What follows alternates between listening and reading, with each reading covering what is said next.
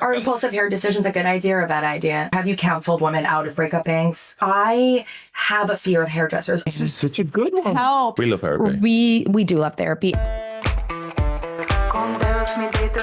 don't really love labels. I think it's fun to be able to just express yourself in the way you want to express yourself and not be limited by what other people tell you. And sometimes we're our own worst critiques, that voice inside your head. Yes. So you got to learn to recognize it, and then like you can come back to yourself and go, that's the past part of myself where I'm like talking badly to myself, like come back to myself. You talk about that in your book about fact check your personal hater. Yeah. You say everyone has one, and you create sort of almost like an evidence log in your book, right? Where you're like, here's proof that I'm not a piece of shit. My dog loves me. People sit with me at lunch and when they could be sitting alone, right? Like, well, I want to get into that. But first we should get into your life. Yeah. Because it's very interesting. Yeah. You've lived a really fascinating life. You're kind of the blueprint for a comeback. So you grew up in working class England and your family had really profound generational trauma. Your mom learned that her parents were murdered when she was 10 years old, like in the newspaper. You were brutally bullied as a child because you weren't man enough and you liked, hanging out with women. God forbid that makes you not man enough, which is crazy. And you liked hair and you worked in a hair salon. You were sweeping hair, working.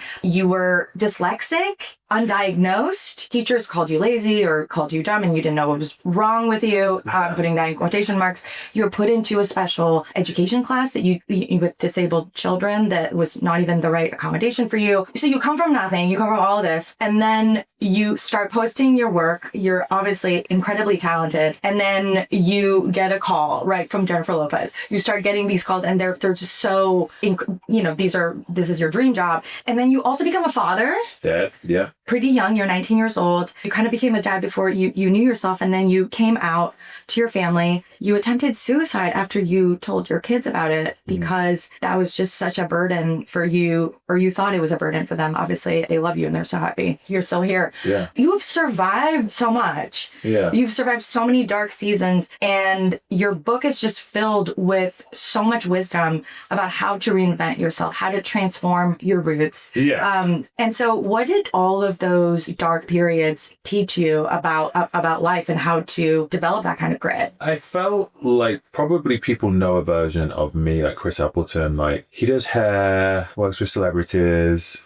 posts cute pictures on Instagram. But I think it was really important for me when I put the book together was to go deeper into like where that all came from, how I ended up where I ended up. I think a lot of people are surprised about my upbringing and what I come from and some of the hard times I've gone through. And I think I had to start with a very open, honest point of maybe saying that like all of that was a lie. What you see on social media is not necessarily real. It's a version of, like, I'm not saying it's not me, like, but it's a small version of my life. And so many people don't actually see the rest. And I think the rest is probably the most heartily real, side. And I think it was really important when I did the book just to open up to people to being vulnerable. Because I think if you show vulnerability, it enables other people to be like, oh, well, I've actually felt like this before. Of course. Or I've had this experience before. Because on a whole, the book is about like recreating your comeback at any age. It's realizing that you're never too late to be able to turn it out and do something different. And I think a lot of people are so defined. Like the reason we called it Your Roots Don't Define You is because so many people are defined by their past. Yeah. They're defined by the way they look, who they date, the jobs they pick, their financial situation, because it's kind of what we saw as kids. And we don't necessarily know, but we're carrying that throughout our lives, and we've been defined by that situation. And sometimes when you stop people and you say, how did you get to where you got to? And they're like, I don't know, I just kind of like was told I was to do this. I was told I would be good at accounts, but I've always wanted to travel and see the world. Or I was always told that I was too much to handle. We get labeled with these things and we carry them for our lives. We don't even realize we're carrying them. So what the book enables the reader to do is to actually like look in the mirror, take a long, hard look and really see yourself. Because on average, I think we look in the mirror like 10 to 15 times a day, and you just glance and you're like, oh, there's that person, that you see every day, like whatever. It's very rare that we stop, really look and take a hard look at the mirror and like see ourselves. And it's like, how did I get to this point? Yeah. And when you see yourself, you can't unsee yourself. And what the book enables people to do is to actually like see where they're at in their life. And if like, this is for anyone that is in an unhappy relationship, is in an unhappy friend group, doesn't love their job, doesn't know why they ended up in the situation they're in, or they keep seeing these same patterns and wants to make a change, is for that person that wants to make a change. Because change is one of the hardest things to do. but the way to start is at the very beginning. I did the book in a way where people can use techniques to sort of go, okay, well, I don't know how to change. That's the biggest thing people say. How do you change? I don't even know where to start. I don't even know what the problem is. It gives you techniques to start from the beginning and work your way through getting to a better place. And it's also interesting along the way. It's like some fun stories about my life, the people I've worked with, highs and lows of what I've been through, which make it hopefully feel more relatable and take people along the journey with you. Totally. You do such an amazing job of marrying stories with lessons. And I think one of the parts that struck me the most was the way that you talk about personal brand. You sort of acknowledge, it has this reputation, or that only celebrities have personal brands. And actually, like, everyone has a personal brand. Yeah. Because how you visually present is telling a story. And so you give this example of being in a coffee shop, and you sort of make up stories about the people in the coffee shop based on what their dog looks like, or what hair, cut they have, or what they're wearing. You call it a silent introduction. You say that if you're not telling the story, other people are. I think it's more like, if you don't think the way you look is like giving people first impressions, and you don't make a first impression of the way you look and really look at yourself, what other people are seeing you when they're doing that. It's more like there's so much to say about your image and the image you put out to people and portray who you are in the world. And even if you're not recognizing that, other people do. We make assumptions all the time. And I think I used to do that, like, I used to sit on the bus and I'd just watch people and how they like moved. I remember this woman came on the bus and she had like a red coat on, she had red nails and this red hair. She looked very sort of together. And I was like, it's so interesting how people perceive her to be well-to-do or put together, or I don't know. I was always mesmerized by like the power of transformation and what it says about people. Yeah. And then I realized that when I used to do my mum's hair and like, we were very working class, like as fuck, basically. And I used to try and make my mom look glamorous because it was far from what she was or the lifestyle we had. And then when I stood up and I said, Mom, look in the mirror. And she looked in the mirror, like I saw a change in her. So her shoulders go back and I saw her not recognize that she was a mom of 5 and that she had the background that she had. And for a minute, she saw something different that she didn't know was possible. And that's just starting with the outside. But when you do that internally, which is kind of what sitting in my chair is like, it's very powerful. It feels like a superpower. And it's so amazing because once you see it, you can't unsee it. Yeah. Once you see the possibilities. And so I guess everyone gets the opportunity to like sit in my chair by reading the book, because that's kind of the journey that we take everything through. And aren't those two things connected, right? So the visual, or how you're presenting, if you doing your mom's hair, right? And she feels it changes her internally to change her externally. And I think the reverse is true. You talk about the cheapest transformation, or yes, you say like it's free, is confidence, right? That confidence, which doesn't cost, anything. You don't have to go out and buy a new outfit, can transform how even people see you externally. Totally. Right? And I think we sort of forget about that. I love that you acknowledge, and I recognize myself in what you were saying, which is like that thinking about your appearance can feel indulgent, or it can feel superficial. Like you're not supposed to care about what you look like. And for the longest time, I actually did. I don't know. I'm a journalist. I write a lot about, gender issues, and it almost felt like, well, I'm not supposed to present in a certain way because then people might think I'm not as serious as a journalist or something like that. And then I had friends sort of point out, like, Liz, these videos you're posting, you gotta comb your hair. And they were gently pointing that out in a kind way. But I realized, like, I need to actually think about how I present. It was an old belief that I definitely got from my family and just my upbringing of like people who care about what they look like are superficial, right? And so I think the way you talk about it is like internal, sort of thinking about that visual presentation and story is actually a way to also think about what your story you're telling yourself inside about yourself. Yeah, totally. Because it is like, if you, for example, I don't know, you want to be taken seriously at work, you feel like people don't take you seriously. It's like, well, do you dress for the part? Like, look in the mirror. Like, if you're dressing in like sweats and don't really, care, like, are you putting out the image that you want people to see you as? There's a message in the book about using image to be able to help facilitate some of your beliefs and where you want to go, and actually like following that through, because otherwise you're just saying things. You're not actually working on action. Like, people, I could say I'm a billionaire, it doesn't mean I am. I think it's about talking the talk and walking the walk. Everyone can say, I want to be better off, I want a better job, I really want a partner. And it's like, do you want a partner? Or like, are you on the apps? Like, do you put yourself out there in a way where you're looking to attract the things that are right for you? Do you portray that image? Or are you posting topless pictures where you're like, oh, I want a serious guy, I really want someone that takes me seriously, but you're just posting bikini pictures? It's like, you got to make sure, like, image is very powerful, as we know. Like, we see it with celebrity all the time. It portrays an image. Imagine like Marilyn Monroe if she wasn't blonde. Like, her image was the platinum blonde, the cheeky kind of girl, like the cutie, glamour woman. She had an image and she played on it. Like, we all have versions of that, and it's just kind of making sure that your outer image matches kind of your intentions and where you want to go in life. And if you don't know what that is, helping to find that. because it really is an inside-outside situation. And like a transformation, it both happens externally and internally. Right. It's not about vanity. It can just be used as a really powerful tool, which can be really, I guess I can give you the most extreme version when I realized the importance of image and identity.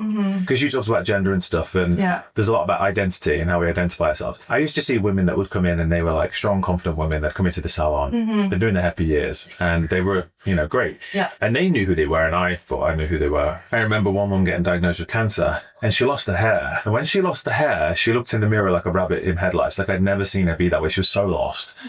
And she said she would rather lose her breast than her hair because visually everyone knew she was sick, and she just didn't recognize herself when she looked in the mirror. She's like, I don't know who I am. So that image and, you know, identity that she'd portrayed was gone, and it left her, and it really left her raw. And I used to work with wigs then. Now I obviously do it with celebrities. But back then it was more about helping people look a better version of themselves. So I'd do these wigs, and I remember them saying they felt like they could go through the cancer treatment and face it and feel stronger. It just sort of makes such a difference, giving someone their identity, helping them create an identity, even though on the inside it was, you know, they felt broken. Emotional medicine is real. Yeah. Well, that's why women get bangs after a breakup. Oh my God, breakup bangs. Do you think that's bad? Or breakup bangs? No, I love it. I think it's just that one time where people, because hair holds memories, and like they want to cut away the memory. They don't want to look in the mirror and see the same thing. They want to look and see someone different. They want to skip the part of healing before, you know, they do it. Breakup bangs are like a healing, like a bypass. A breakup haircut is a fast track way to saying, I don't want to be where I'm at anymore. I don't want to remember that person. I want to look in the mirror and see something different. I want to be healed. Wow. Oh, absolutely. So you just have to approach it. I'm not saying don't do it. I'm just saying approach it with caution. Have you counseled women out of breakup bangs? I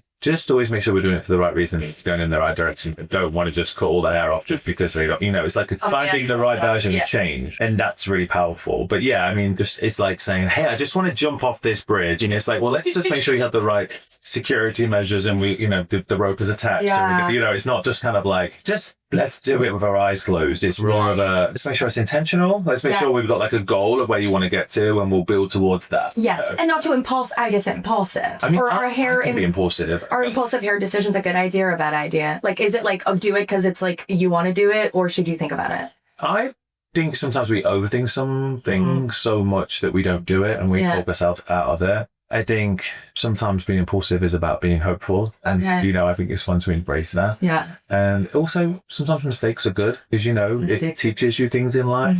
All made mistakes. Yeah. And like the one thing I've tried to do when I've made a mistake is just learn from it. Yeah. One thing you talk about in the book that I'm obsessed with is, so you talk about the 4-letter word that can stand in the way of personal growth and your comeback, which is fine. Oh, God. Things are fine. And you talk about it specifically in an example, which is a really big one for me, being at the hairdresser and you don't like what they're doing, but you say, it's fine. They cut all your hair off. You're like, it's fine. And inside you want to, you know, you're going to go home and cry. You're going to cry. You're trying not to cry during the... You literally want to get on the phone and call someone. Yes. Really. And can I tell you something that you'll probably be annoyed at me for? Yeah, I don't know. So I have a fear of hairdressers a little bit. And I think it's self-inflicted because I thought it was you weren't supposed to jump in because they're the expert there. That's their art. And so I don't want to tell someone that their art is wrong. And that's why I started not going to the hairdresser anymore. Because I was like, they're going to cut it too, like there's this inside joke with my family when I was really young. I would go with like my Snoopy ruler and I'd be like 1 inch. Like I have a fear of short hair, which also probably could be analyzed by like a therapist. But like there's something about like they're going to cut it too short and like I lost the control a little bit.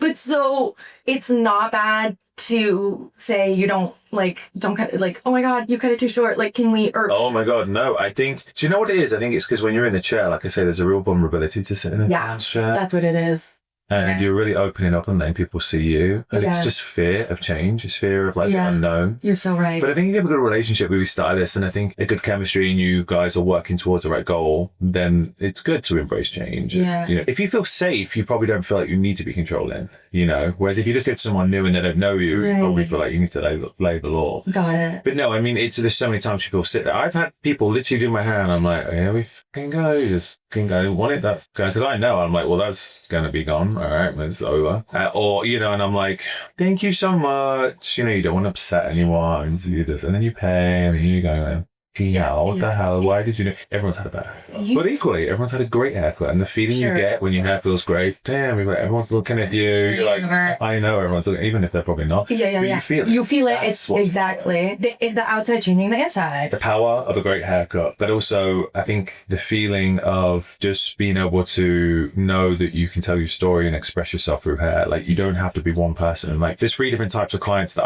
I like to sort of talk about. And one is like a whisper client. The whisper client would be someone that comes in, she or he doesn't like to need too much fuss with that. I don't really want to be noticed. It's just like, we'll trim, make it with the grays, I don't know. Very sexy. Then you've got your talk client, which is someone a little bit more up for things, like to follow the latest trends, what's happening. Oh, we're doing balayage, now okay, have a little balayage. They follow the trends, they feel confident with that. And then you've got your scream client, which doesn't care about trends. The scream client wants to set the trends. So they will go against necessarily what's going on and they will create something that they love. Now, if I could describe it as like a celebrity, I would say, someone maybe like Meryl Streep or something. Like she's just always had the similar sort of hair. It's evolved into grey. I think it was blonder when she was younger. But it's never been, obviously she wears wigs for roles, but in her personal life, the hair has always maintained this kind of length, a bit of a bang. It's pretty much the same. Then you've got your like talk client, maybe someone like Jennifer Aniston. She, had the highlights and she had the layered haircut, and it gets kind of longer, shorter, wavier, but it kind of, follows the trend. Sure.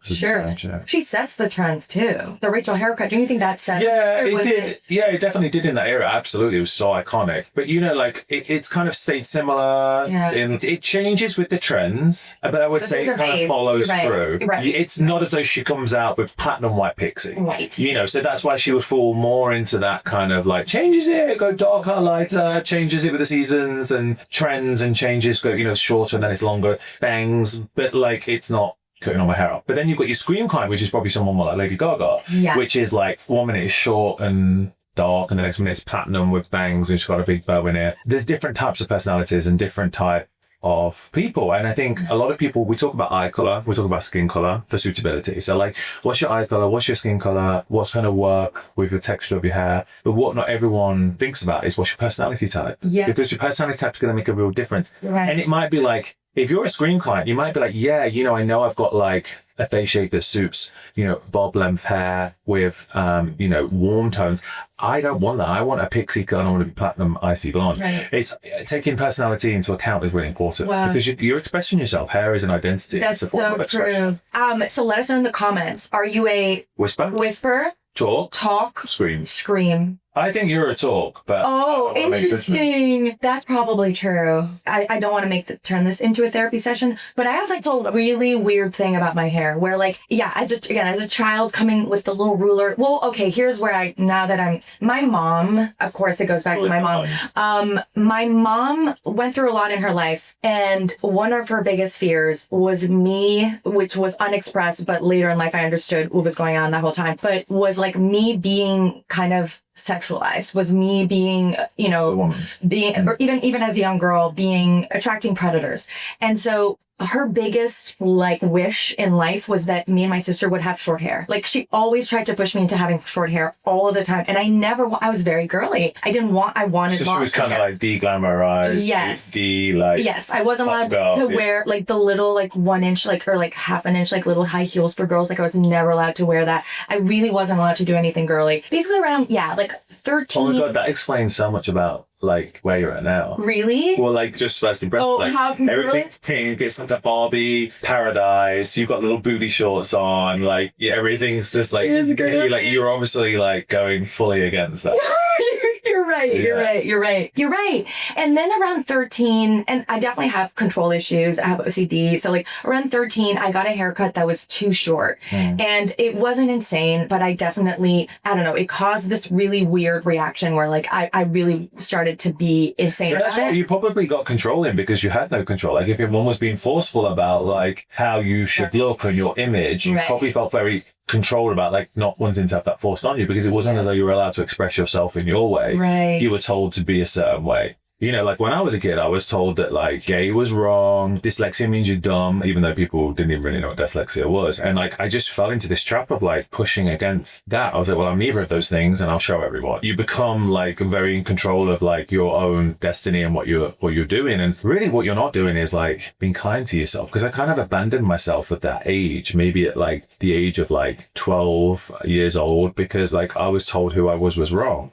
Society was saying I was wrong. And that was even before I thought about being gay. It was just like, because I did hair, people were like, oh, you're gay because guy hairdressers are gay. You know, that's the label you got. And I was like, and it wasn't like they were saying it nice. They're like, you're gay. And I was like, oh, I don't want to be that. And they were also saying at school, you're stupid. And I was like, I don't want to be stupid. It was before I'd even had a chance to develop who I truly was. So I just very quickly thought, well, I'm neither of those things. And I'll prove everyone that I'm not. And then at 26 coming out was probably the first time I really came back to myself. I think I'd abandoned myself all those years because who you truly are will always come out. I think you have a path and I think it always comes back to that. And we sometimes go on diversions, but we always come back. And even if you don't want to stand and look in the mirror and truly look at who you are and say, is this enough? Is this truly who I am? Then sometimes life will just make you do that. For whatever reason, it will be a loss of someone close. It will be a breakup. It will be a financial decision. It will be a work thing. But sometimes life just makes you stop and you have to like come back to yourself. And I think one of the biggest things to me was coming back to younger Chris, like as a memory I have at the window when I was like 6 years old. And I remember feeling very different. I remember like looking out the window and I remember just thinking, I'm not kind of like my brothers. I'm not like my sisters. I didn't feel safe. And part of like healing was me going back to that little boy and just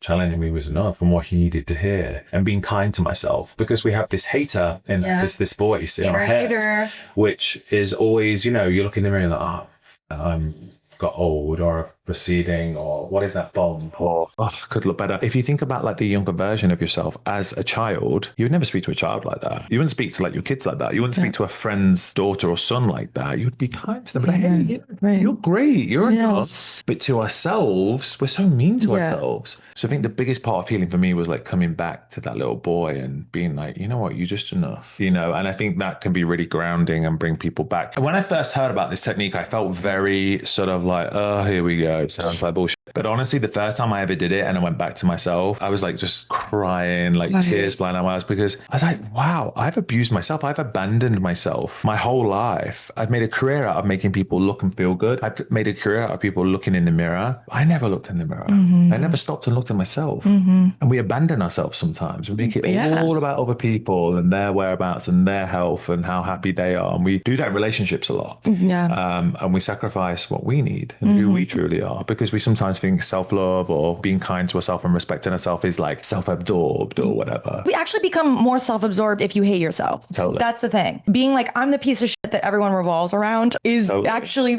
almost more resentful. It's actually more self-involved and more self-indulgent. And if really you want to go that far to sort of hate yourself, but you're right, it's sort of self-love and self-respect and kindness towards oneself is seen as, sort of trite, or again, that's indulgent. And it's like, no, if you actually take care of yourself, you don't need to think about yourself 100%. That much. Okay, I want to ask you so many questions. So where should people start? Because you just said you talked about this technique, and again, it's in your book. Because I had to do this. So I grew up in a lot of chaos. We started doing EMDR actually, which was a really powerful therapy for me. And it sort of touches on a lot, sort of the things you talk about in your book of it. Your limiting beliefs about yourself. I didn't even know I had those beliefs, right? Because it's in your subconscious. It's almost things that you think about yourself that you think are so true and undeniable that you don't even realize that you're saying it all day. The first one, if you do EMDR, you sort of like use these as sort of focus. You like focus on one belief and on, sort of getting rid of it or healing from it. And mine surprised me, where it's like, I'm a fucking idiot. That was mine. What you used to tell you? I'm a fucking idiot. And I went through the world literally thinking I'm a fucking idiot. And you talk about in the book of when you are carrying so many limiting beliefs and amazing things happen to you, you don't think that you're worthy of them. So the world will be like, you're amazing. And you will go, no, I'm not. And sometimes it can lead to self-sabotage. So how did you overcome that? I don't know that I realized I think part of like perfectionism, and I also have OCD, was always been so hard on myself. I've always been such a big critique. And that critique in my head has always just been particularly loud. And there was a particular moment in my life, one of the biggest moments in my career was J.Lo Super Bowl hair. And it's a really big moment. And I wanted it to be perfect because I saw her performance and I was like, wow, her performance is insane. I want to give her hair worthy of that. So basically I did her hair, just like the big bombshell hair. And I wanted her hair to sort of dance with her and move around. And every time she flipped, I wanted it to come back and have life and bounce. Anyway, I'm watching on the big screens and I see this one piece of hair just like fall in front of her eye like this. And I'm like, it got stuck in her lash. She's dancing, and it's just fucking stuck in the lash. And I'm like, it's all I could see is this one piece of hair. Right. So then the whole performance, all I can do is that one piece of hair. I'm like, I ruined it. I ruined everything. I ruined the whole performance. Anyway,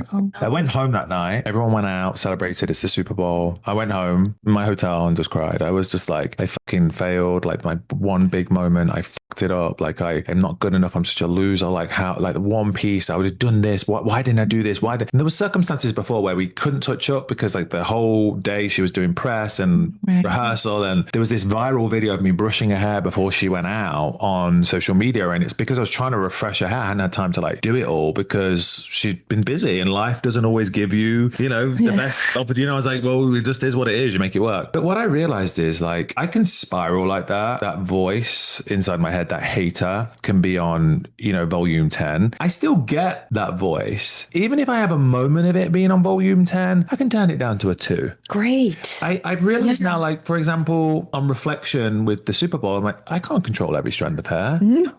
It's okay. And in actual fact, it added something to the performance, the way it moved. And in actual fact, it was the biggest moment of my career. I've never had more messages, more DMs, more influx in followers, more like press on basically everyone just loved her hair. Like it got as much chat as the Super Bowl, like her hair, the way it swung around, everyone just loved the bounce. There was all these funny memes of me doing her hair so focused. And like, I want a man that looks at me like Chris looks at J.Lo's hair. I couldn't see any of the good. Yeah. All I saw was this one piece of hair. And what I'm saying is that hater and that voice, everyone has it. And it can be really self-sabotaging. But with doing the book and what people will find in the book is techniques to be able to recognize you'll still get it. But when you do, you'll be able to deal with it better. And you can say, I'm doing that thing I do. And you can come back to yourself. You stop going into that like child version of yourself. Like, I'm not good enough. I need to be better. You come back to your adult self and you're like, you know what? I can't control every piece of hair. It's great. I'm gonna be kind to myself. I did a good job. I did the best I can. And you move on. And that's not, it doesn't make me arrogant because I'm always like, I'll do this next time. I know how I'd stop that piece going out. I'm very sort of like, I like to understand. I like to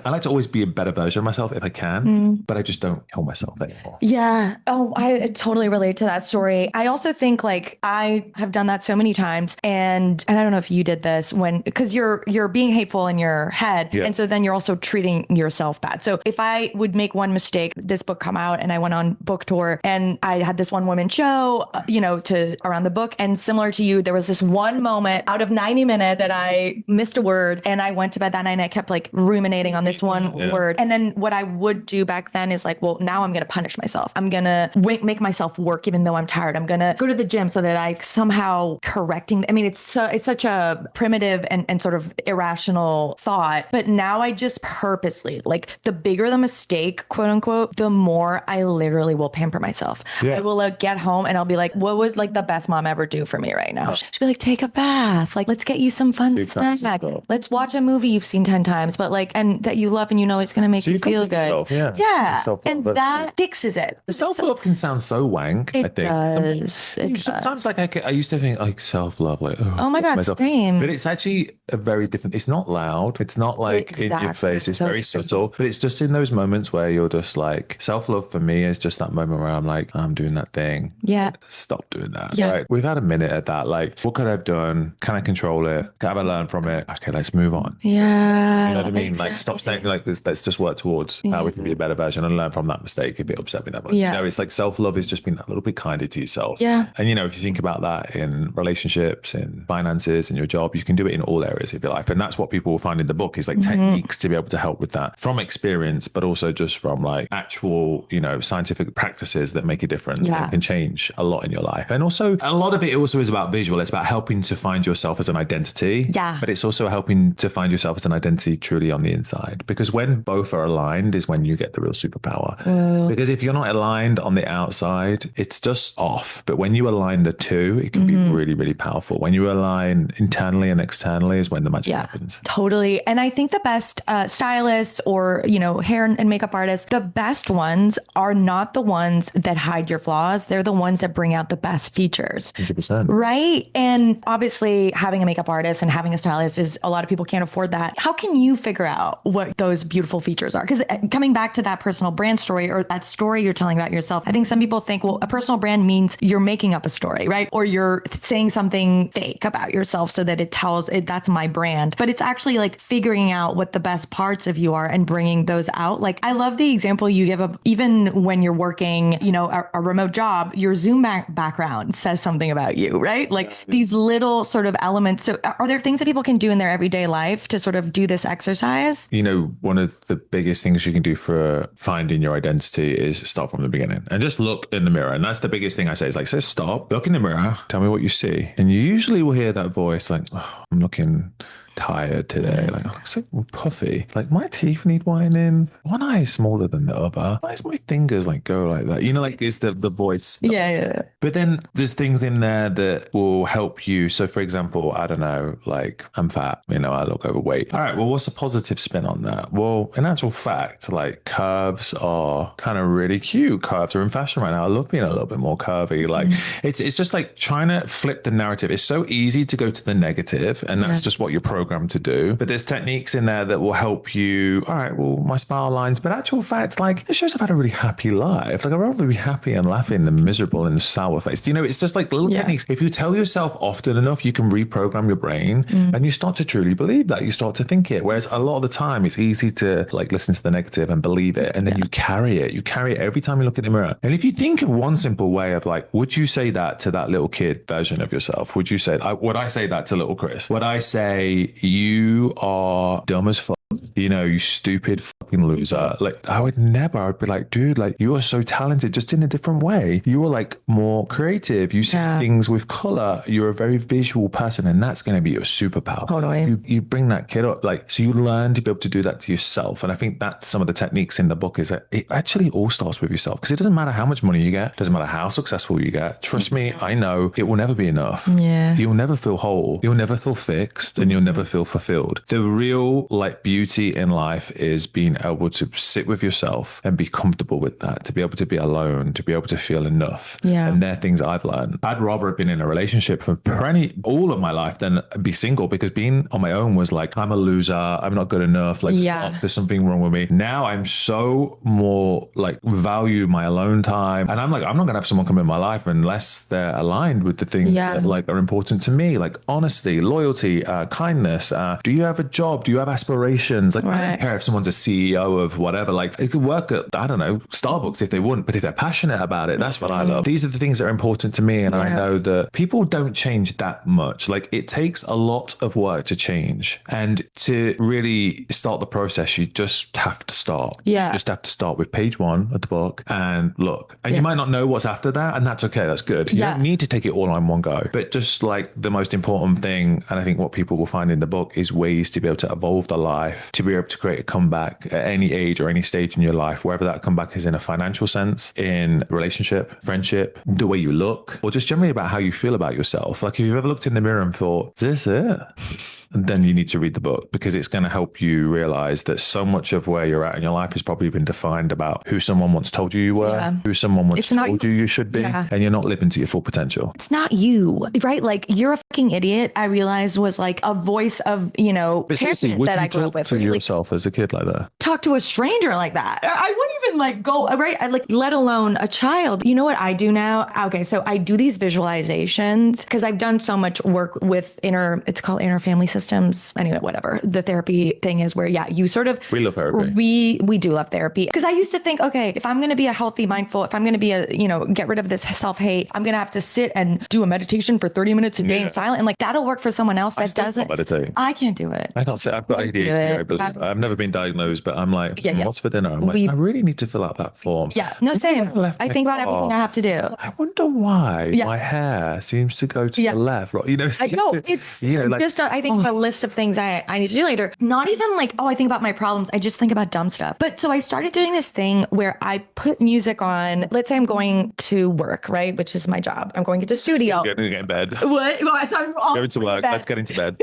Well, if I'm going work today, I know it's really, I figured out the hack in life. Let's say I'm a writer. So in the morning, I'll go to a coffee shop and write. And some mornings I just don't feel motivated. Yeah. And so I'll put on a song and I'll literally be like, okay, might be, I don't know, it's a little strange, but I'll have these defining moments in my life that were difficult, right? So I was bullied a lot too, and I had to change schools. And I have this memory, a little bit like you, of like looking out one day. I was 13, so a little older than you, but looking out and being like, I'm not like any of these people. And I have no friends. Like none of these people like me. And like, I feel so different. And so I'll go back to that moment where I was in math class looking out the door and I grab my like 13-year-old self and I like pull her and I'm like, we're going to go live my life. Like you had dreams of being a comedian or being a performer, and like you're gonna come to my job where I get to hold the mic and like talk in front of the camera. Yeah. And I sort of bring my childhood self to all of the fun things in my life, which makes it like more fun and makes me appreciate it more. Because you talk about this in the book too, of like gratitude is part of it too, right? Because when you're in your negative story about your life, you're blinded to the good things in your life, right? If you're always telling this negative story,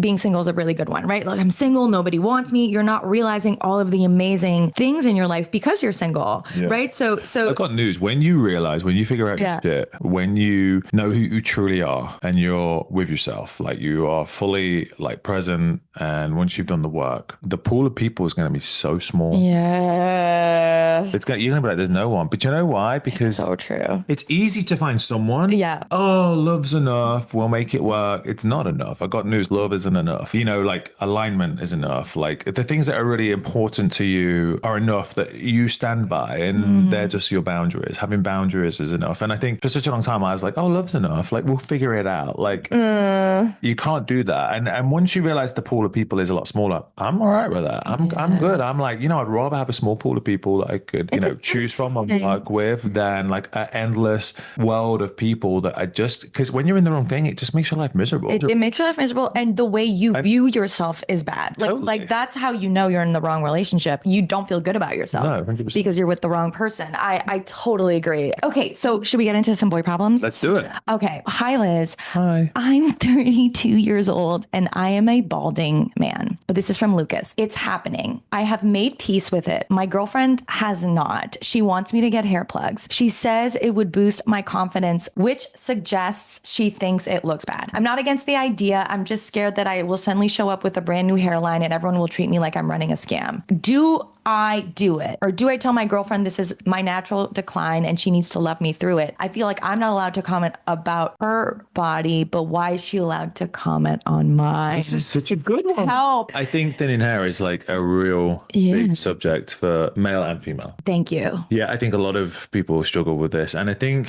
my advice to Lucas would be that it's your own journey. And I think the way you want to portray yourself to the world with your image is yours. Your identity is your body, your hairline. And I think whereas like you can maybe see that, you know, your girlfriend is trying to come from a good place of, you know, like, oh, this will be better. This will fix things. And I think in actual fact, it's about what you want and how you feel about yourself. And if you're fine with your receding hairline and it doesn't really bother you, then live your best life and just say, I thank you for mentioning that, but this is who I am and I'm happy with that, you know, and I'm sorry if that doesn't work for you. If I'd no apologize, it's just more like, if that doesn't work for you, then that's unfortunate, but this is who I am and I'm okay with that. And I think confidence is really sexy. So I think if you can be confident with truly who you are and how you want to be and like look in the mirror and ask yourself, am I comfortable with this? Is this something I want or would I like to fix that? Whereas if you're like, actual fact, it doesn't really bother me, you know, it's kind of who I am and it shows my wisdom and age. And I think confidence should come through with that and you can be enough and just say, I'm enough and I'm good enough for this. And I think maybe it's just a healthy conversation because if you don't want to keep hearing it, it's like, I don't want to keep bringing this up. Yeah. And if you do want to do it and you're just not sure, then do it. But you, not for someone else. Because you don't ever like say you broke up, you don't then want to be like, she made me have a hair transplant. I hear that all the time. I did my teeth for that.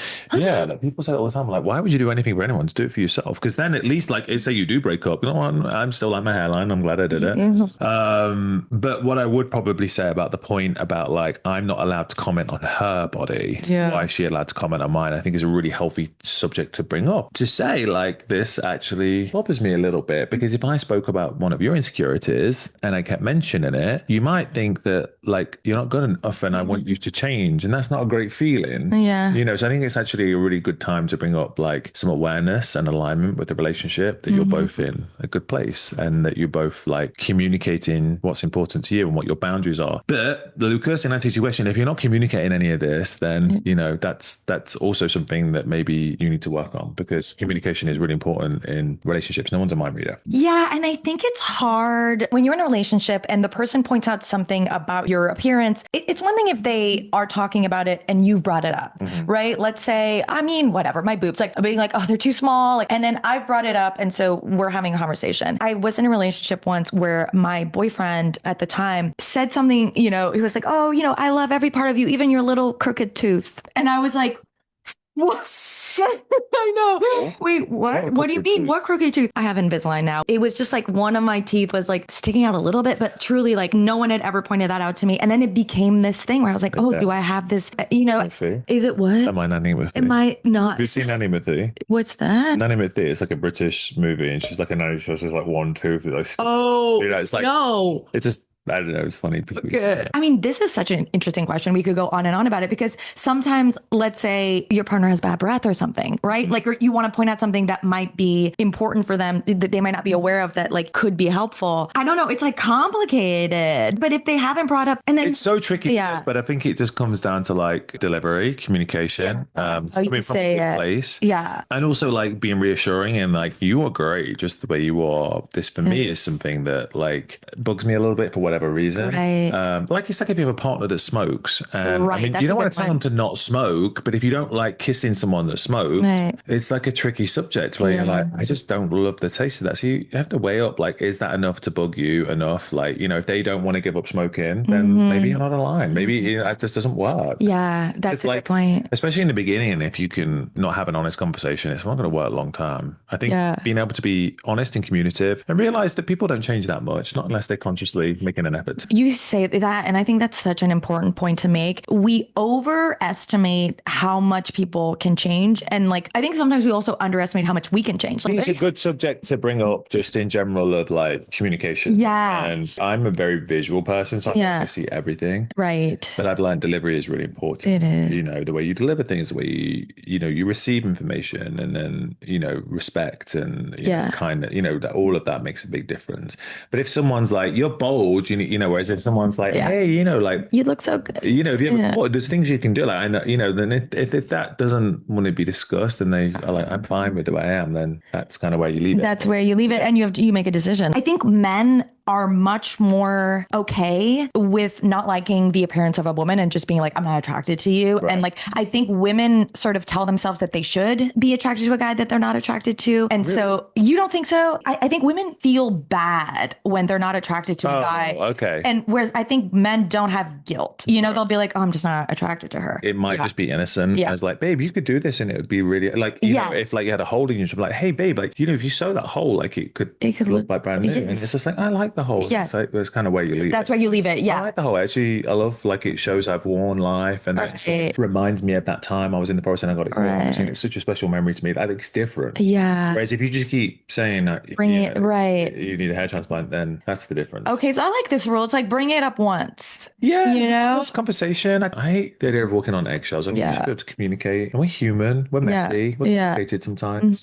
But understanding also maybe why it's important to that person of like, is it because they want it for the best reasons, or is it because they're just like very self-obsessed with like visual reference? I don't know. Like, I think it's where it comes from, which is what makes a difference. But truly, the biggest part is being confident with your decision and expressing that. Yeah. What do you think is the difference between men's relationship with hair and women's relationship with hair? I think it's become more like apparent that there's such a big market for men. And I think for a long time, people didn't think that was. I think guys didn't necessarily know they could want to look after the way they look because it meant they were feminine or gay or superficial. superficial or whatever. I think it's equal. I think guys are just concerned about the things that women are concerned about. And I think they also respond just as well to someone helping them see the better version of themselves. It's just human nature. Doesn't matter if you're male or female or whatever you are. Everyone deserves to be seen. It's true. You know? And I do think there's been a resurgence online, I've noticed in the last maybe 3 or 4 years, where a lot more women are using balding as an insult or sort of a slur against men, where they'll be like, you're healing and he's balding. Like sort of these memes that, you know, or there'll be certain female creators who will use like, you're balding, and just like really go after men who are balding. And I'm curious what you think about that, because I think it's coming from a place where women have often felt that their appearance has been open field of like open season on men criticizing their looks or objectifying them and insulting their looks. And I think women in a way might be like doing it back to men in this trend. I think it's just the thing that people get sensitive about. Like, people get sensitive about weight. It's basically, people get sensitive about looks. And if they're insecure about it, then it's just the thing of like, oh, you're losing your hair. Like, losing your hair is about sort of losing some of your youth, losing some of your identity. You don't recognize that thing. Like, you know, putting weight on, like if you're not comfortable with that, can be like losing some of your childhood, or how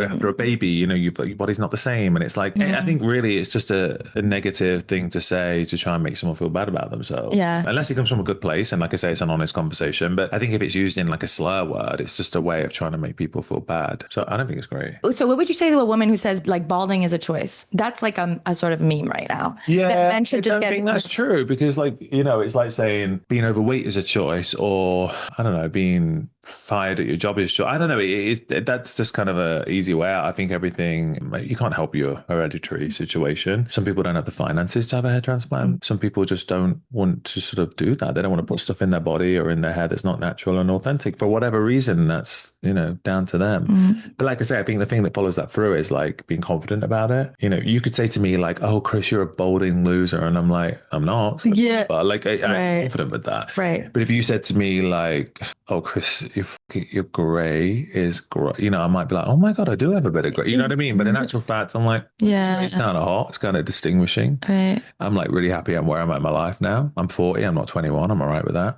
So, all right, whatever. You know what I mean? Where I think it's just actually comes from an inner confidence, and like being aware and dealing with it, not just being avoidant of like, I've got grey. Oh my God, is it bad? Yeah. Is it very bad? Does it make me look old? Does it make me look younger or older?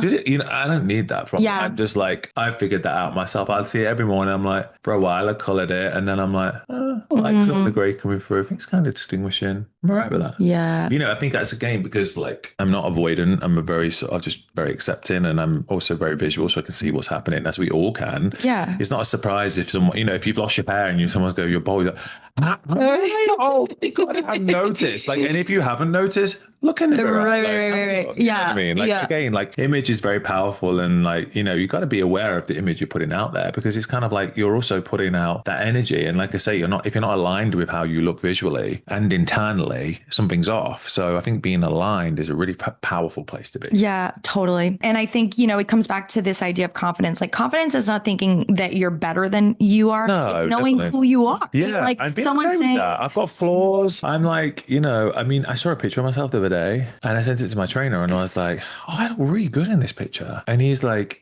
yeah. And I was like, it was a few years back, and I was like, I thought I was really fat at the time. Like, I felt like I was really out of shape and not good. And he's like, yeah, I think you have body dysmorphia. And I'm like, oh, I definitely have body dysmorphia. We all have those moments where like it's so easy to, I remember at the time thinking I was out of shape and stuff, whereas now I look back and I'm like, oh no, I look great. You know, I think sometimes, like I say, that voice is always loud and it's always present, but learning to know how to sort of deal with that and be aligned is powerful. Yeah. Because I think now I have got more alignment. I'm not saying I don't think that. Sometimes I look in the mirror and I'm like, oh, I had a shit weekend, you bet like crap. I feel fluffy. But now I'm more like, oh, well, I'll bring it back. It's okay. I'm living my life. Yeah. I'd rather live and have a great weekend and have memories. This week I'll get back on it because I want to feel good about myself. You know 100%. What I mean? It's balance. 100%. I'm with you on that. We have run out of time. Chris Appleton, thank you so much for coming on to Boy Problems. This was such a joy. I really enjoyed your book and I really enjoyed our conversation. Everyone should go buy this amazing book, Your Roots Don't Define You. I thought I was going to like learn about hair and like learn about all your amazing experiences and stories being a celebrity hairstylist and TV personality and author. I learned so much about myself. I learned so much about just how to like live a happy life. Yeah. And how to make your comeback. Yeah. How to make your comeback. Also, it is January. It is comeback season. Okay. It's the time to do it. And this is an amazing book to guide you through it. You can always decide that you are back, baby. So thank you, Chris. And please come back. Thank you for having me. Okay. Thanks. Bye, everybody. Cheers. See you.